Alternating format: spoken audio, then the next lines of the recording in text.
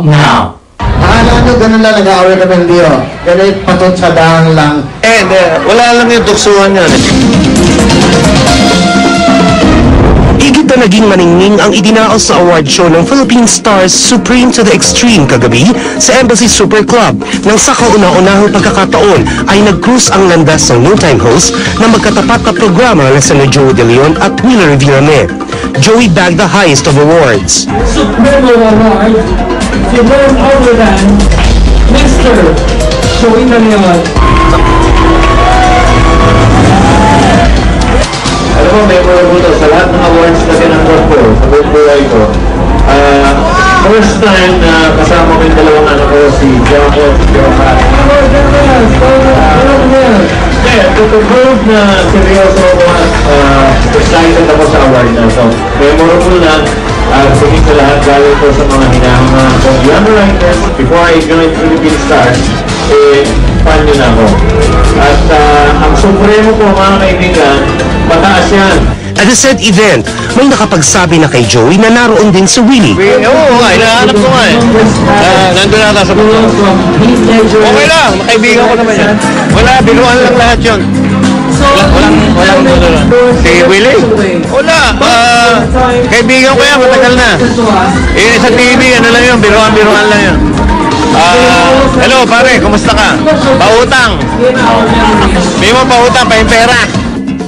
Maya-maya pa tumanggap si Willie ng Visionary Award. Really a supreme honor for me. I'd like to share this award, the Supreme Talent, a Supreme Icon, an idol. Mr. De Leon, I just want to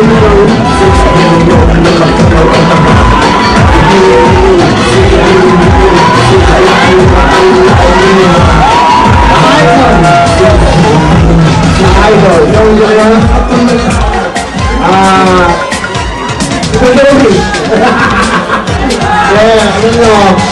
lambigan lang naman namin yan sa TV na yan. Lambigan lang naman. Alam nyo, tumalungan kayo ka ng tao na nagsisimula pa lang ako. Ako ang subject niya, isang pelikulang party. Ginawa rin na ako ng Pixotos, tapos pelikulang sa amin Miguel. Ang oras down, akala nyo doon na nag-aaway ka ng Dio. Ganit patot sa dahang lang lambingan. Seriously, I admire this guy so much. Hindi pa ako. Nasa television na siya. Ang ginagawa na lang sa Jordan. Hindi, Joey. Yes! Wala na, nagulo na. Hindi. Tama yung sabi ni Willie. Hindi, ano lang yan, mga tuksuhan lang yan. Kaya lang, yung dalawang co-host ko, paliwanag mo na lang ba't nakikiiyak sa'yo. Alam mo naman kami artista. Ikaw naman nagturo sa akin ng mga panahon na yan. Nalala mo, nung nasuspend ako, nagkita tayo sa Las Vegas. Tinuruan mo ako.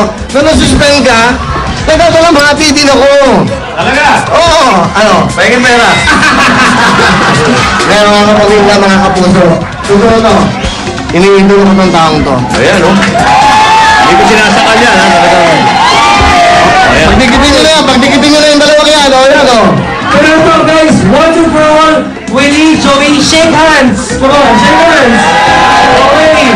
Wala, hindi naman kami nag-aaway nito. Hindi pwedeng labanan yan. Lambingan lang yan. Wala, Okay, on to the next award. Totoo yung sinasabi ko yun. Isang idolo, isang icon, the living legend, Joey De Leon. So ibig bang sabihin ay tapos na rin ang parinigan nila sa isa't isa? Hindi pa. Magbabanatan pa kami yan. Pero, But what about a movie together? Of course! Bakit hindi, di ba?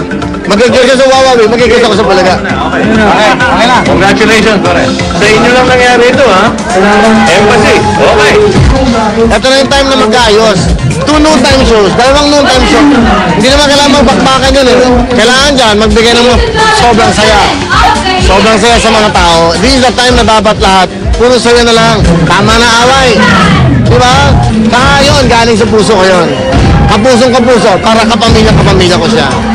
Billy, I love you.